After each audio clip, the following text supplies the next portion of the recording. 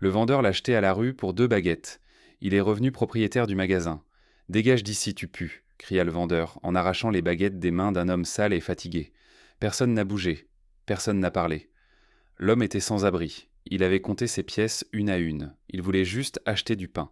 Mais on l'a humilié, jeté dehors comme un déchet. Le lendemain, il est revenu, pas en haillons, mais en chemise blanche, avec un avocat à ses côtés, et dans la main, l'acte d'achat du magasin. Si cette histoire vous a touché, abonnez-vous. Ici, on raconte des vérités que personne n'ose dire, des histoires qui donnent la chair de poule, et parfois, foi en l'humanité. Dégage d'ici, tu pues tout le magasin. La voix claqua comme un fouet, brisant le brouhaha paisible d'un samedi matin. Les clients s'arrêtèrent, les paniers suspendus dans les airs. Certains détournèrent le regard, d'autres observaient en silence. Un homme, en manteau troué, cheveux en bataille, se tenait devant les baguettes. Il avait dans la main 2 pièces de 50 centimes. Il ne parlait pas, il tremblait légèrement. Le vendeur, un jeune homme aux bras croisés et au regard méprisant, s'approcha d'un pas sec. « T'as cru que c'était une soupe populaire ici ? T'as rien à faire dans un commerce honnête. » L'homme en face ne protesta pas.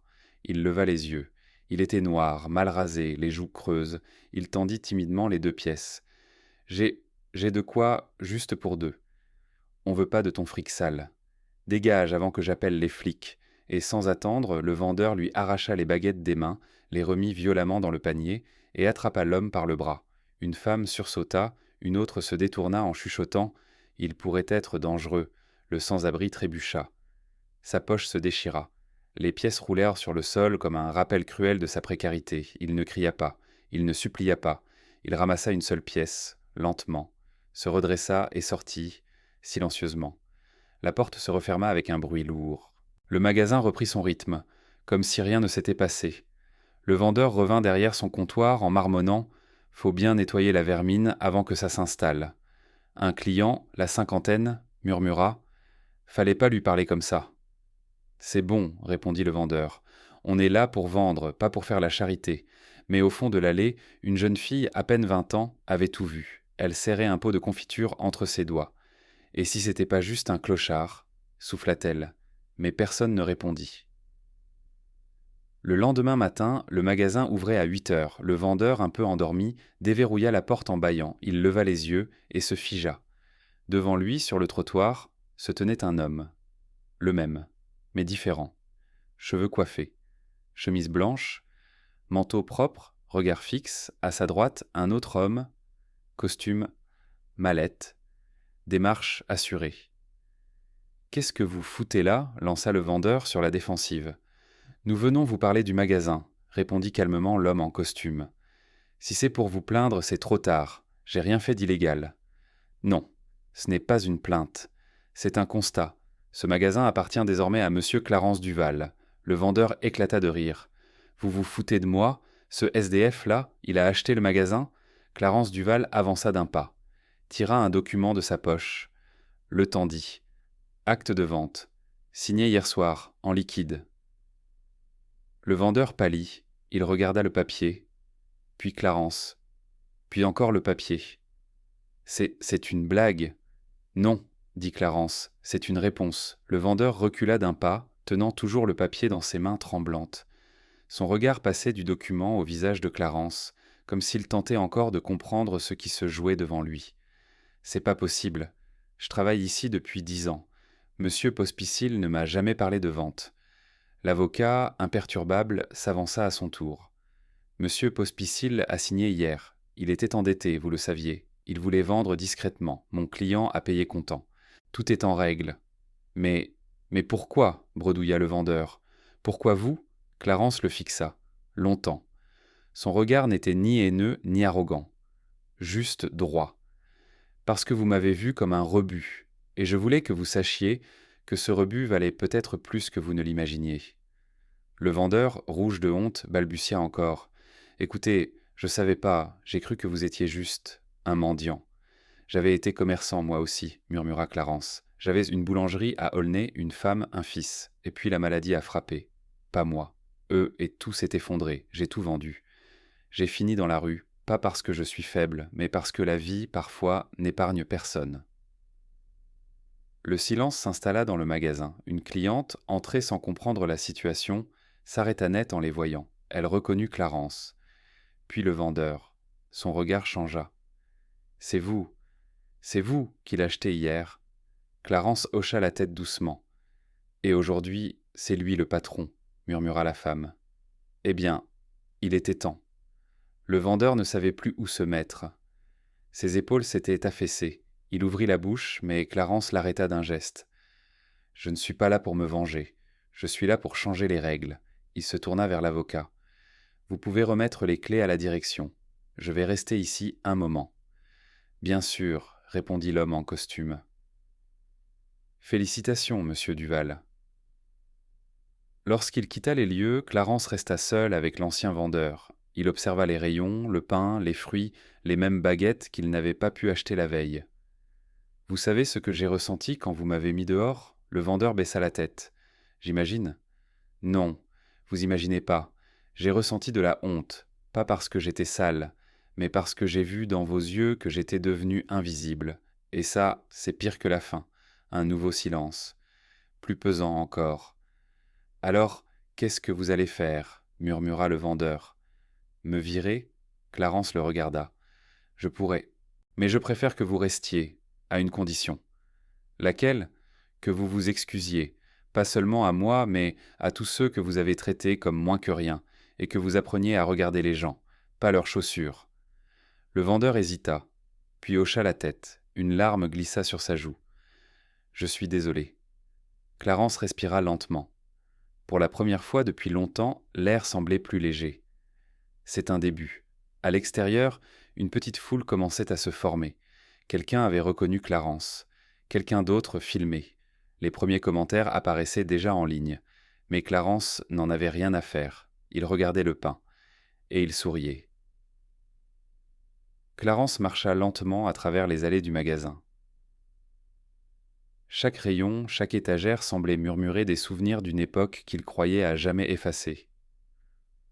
L'odeur du pain chaud, le bourdonnement discret du frigo, les étiquettes à moitié décollées, tout cela lui rappelait ses propres débuts, 20 ans plus tôt, dans sa petite boulangerie familiale, là où il saluait chaque client par son prénom, là où un bonjour sincère valait plus qu'une pièce de 2 euros. « Vous allez vraiment reprendre ce commerce ? Demanda l'ancien vendeur, toujours nerveux.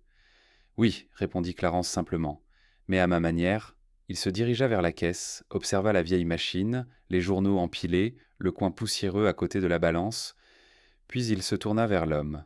« Comment vous appelez-vous ? » ?»« Mathieu. Mathieu le moine. » Clarence acquiesça. « Mathieu, à partir d'aujourd'hui, on change 2 choses ici, le ton et la confiance. Si vous acceptez ça, alors vous avez votre place. » Mathieu déglutit. Il avait travaillé ici une décennie. Il avait appris à lire les codes barres, pas les visages.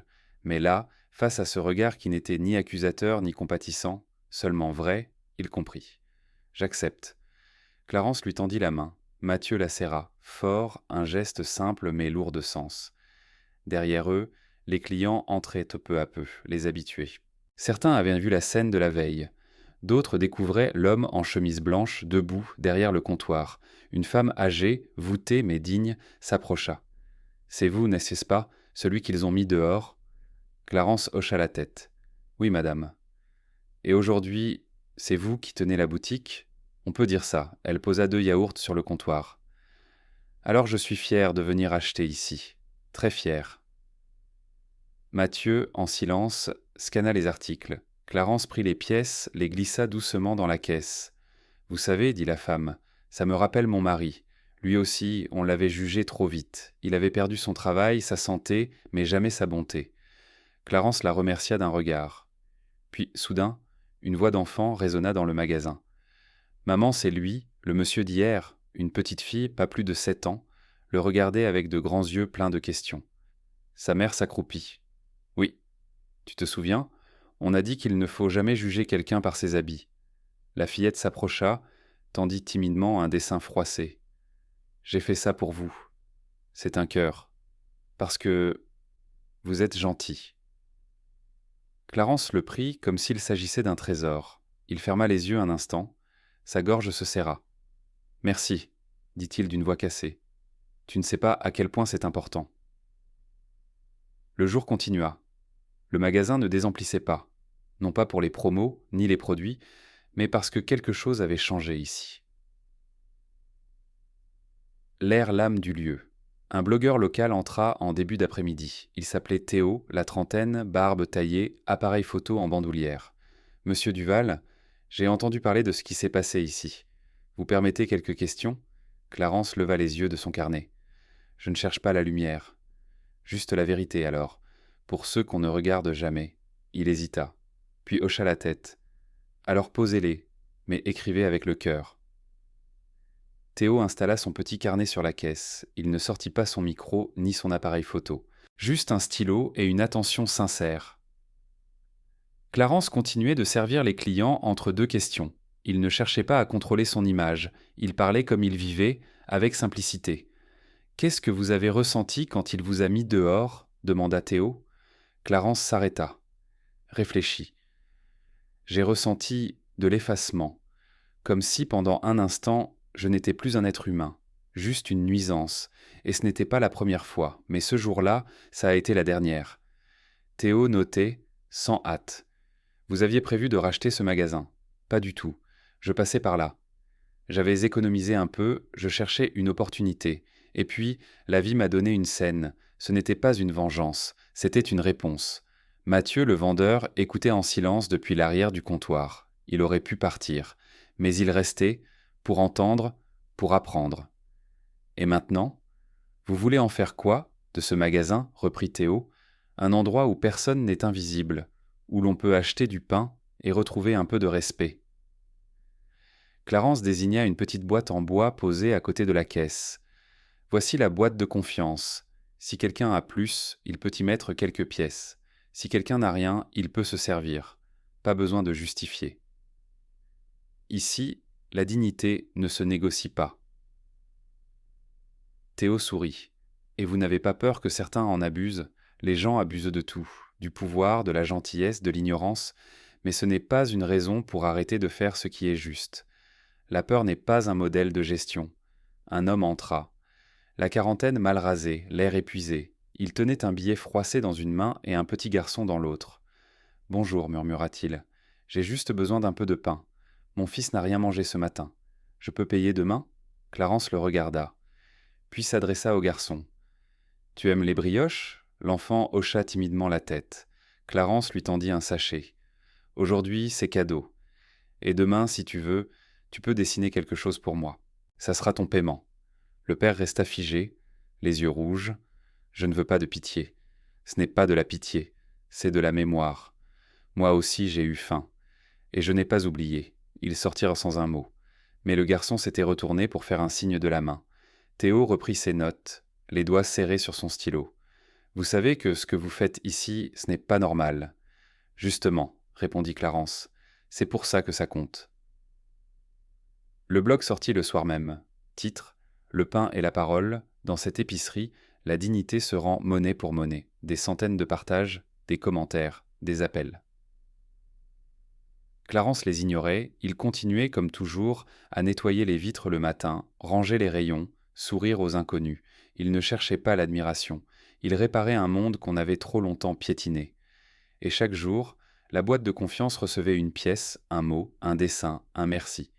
Chaque jour, Clarence se prouvait que l'humain n'était pas mort. Il fallait juste lui rappeler comment regarder. Le samedi suivant, le magasin était plus vivant que jamais.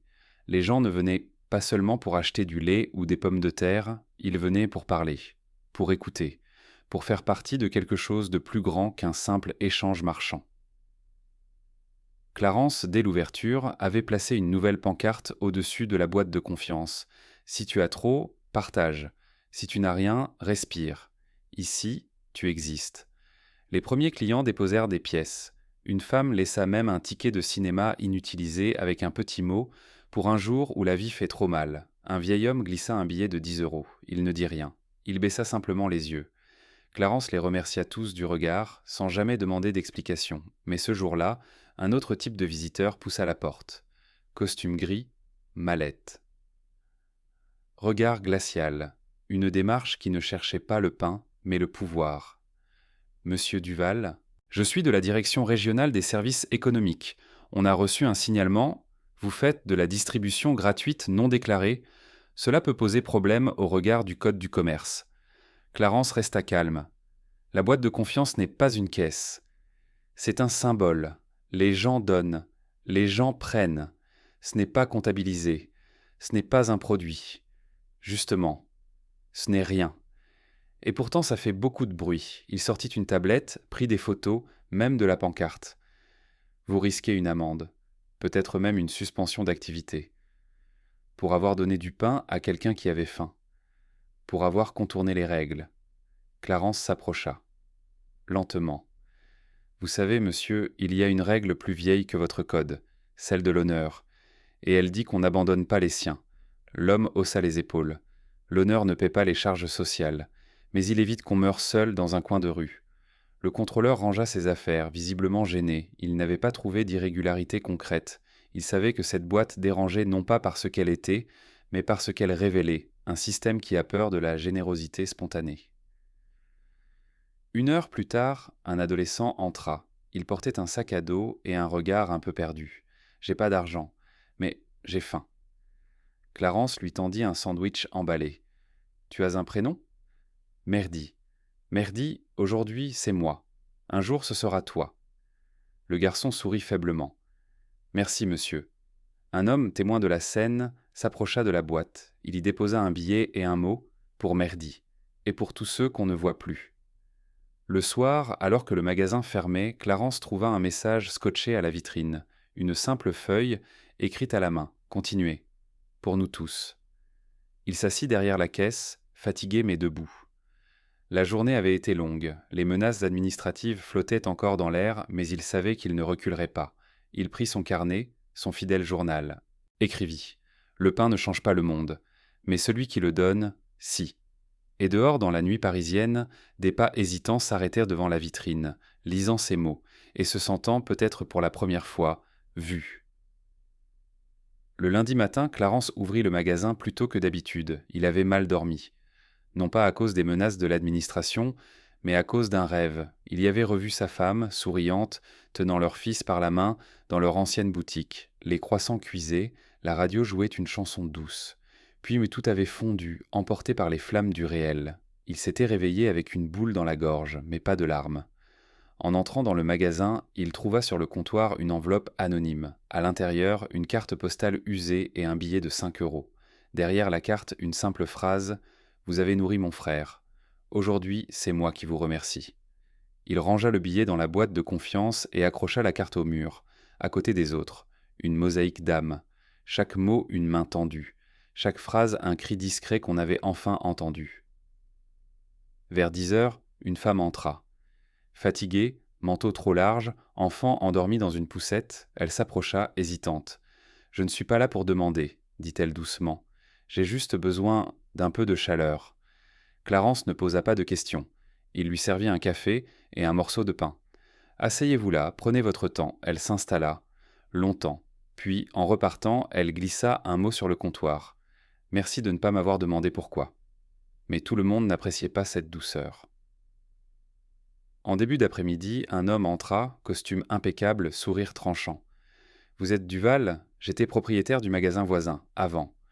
Je vois que vous vous amusez bien à jouer au sauveur. » Clarence leva à peine les yeux. « Je ne joue à rien. J'essaie juste de tenir debout. Vous savez, votre histoire fait du bruit. Les gens commencent à comparer, et moi je perds des clients. » Il pencha la tête. « Vous pensez vraiment que ce petit théâtre de misère tiendra ? Les gens sont ingrats. Ils prennent, puis ils oublient. » Clarence posa calmement une miche de pain dans un sac. Peut-être, mais s'ils ont un seul souvenir à garder, que ce soit celui d'un endroit où on leur a tendu la main. L'homme ricana. « Vous êtes un rêveur. » »« Non, je suis un survivant. » Il sortit, sans rien acheter, sans même refermer la porte derrière lui. Clarence soupira. Il savait que pour chaque médit, chaque mot doux, chaque merci silencieux, il y aurait toujours un regard méprisant pour lui rappeler qu'il dérangeait. Mais ce soir-là, alors qu'il fermait, un vieil homme l'attendait dehors. Canne en main, casquette vissée sur le crâne. « J'ai été militaire. À l'époque, on n'avait rien. Mais on se serrait les coudes. Ce que vous faites, c'est ça. L'ancienne fraternité. Il lui tendit un badge, un insigne. « C'est mon dernier. Je veux que vous l'ayez. » Clarence resta muet, il n'avait plus rien à prouver. Mais il comprit, là, que ce qu'il construisait allait bien au-delà du pain et de la boîte en bois. C'était une mémoire qu'on refusait d'effacer. Le lendemain, une fine pluie battait les vitres du magasin. Paris semblait englouti dans une grisaille épaisse. Pourtant, dans ce petit coin de rue, la lumière restait allumée.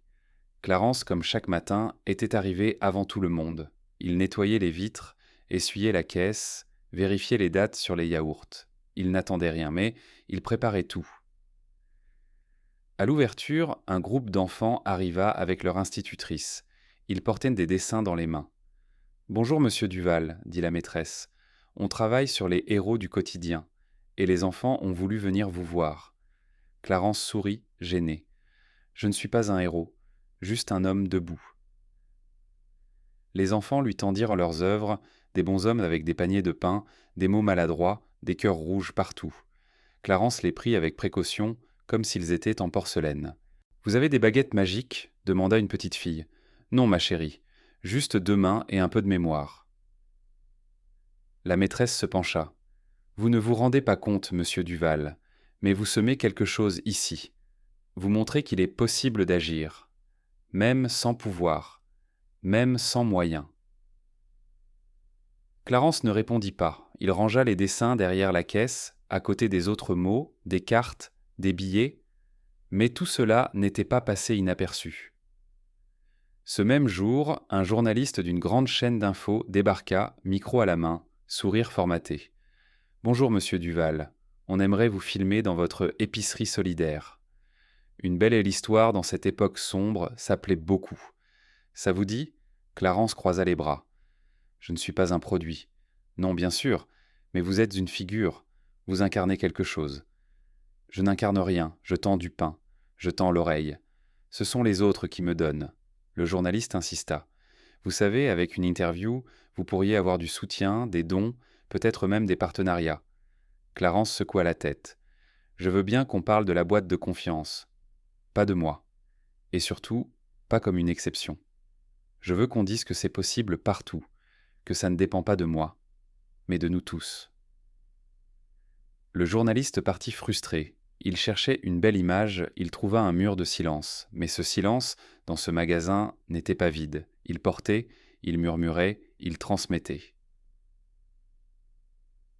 En fin de journée, Clarence retrouva sur le comptoir une enveloppe. Elle portait une écriture tremblante. À l'intérieur, une photo ancienne. 3 enfants, autour d'un feu de camp. Un petit mot griffonné. « Vous m'avez rappelé mon père. Il avait votre regard. Merci de l'avoir ramené. » Clarence ferma les yeux un instant. Il posa la photo au mur, là où il plaçait chaque trace de vie qu'on lui confiait. Ce soir-là, il resta un peu plus tard. Il alluma une bougie, pas pour la décoration, pour la mémoire. Celle qu'on n'enseigne plus, celle qu'on oublie trop vite. Et sur le mur, au-dessus de la boîte de confiance, il ajouta une nouvelle pancarte, écrite à la main. « Ici, ce n'est pas une boutique, c'est une réponse au monde. » Le dimanche matin, un calme étrange régnait dans la boutique. Pas de bousculade, pas de brouhaha. Juste le grincement familier de la porte d'entrée et le souffle discret du vieux radiateur. Clarence, comme toujours, était là avant l'aube. Il avait ouvert les volets, allumé les lumières, préparé le café. Mais ce matin-là, quelque chose était différent. Une femme s'avança timidement, tenant un petit sac dans les bras. Elle avait les traits tirés, les yeux rougis. « C'est vous ? Clarence ? Oui, madame. Je suis la sœur de l'homme qui vous a dénoncé. Celui qui vous a envoyé les contrôles, l'ancien propriétaire. » Clarence resta silencieux. Il est mort hier d'un infarctus, il buvait trop, il était seul, il n'a jamais digéré d'avoir perdu ce lieu. Elle sortit un papier, tremblante. Il a laissé ça, c'est pour vous. Clarence prit le document, une lettre manuscrite, courte. « Je t'ai haï parce que tu as fait ce que je n'ai pas su faire, recommencer. Je voulais te détruire parce que je n'ai pas supporté de voir que la lumière pouvait revenir ici. Je te rends ce lieu, vraiment. Ne le laisse jamais devenir comme avant.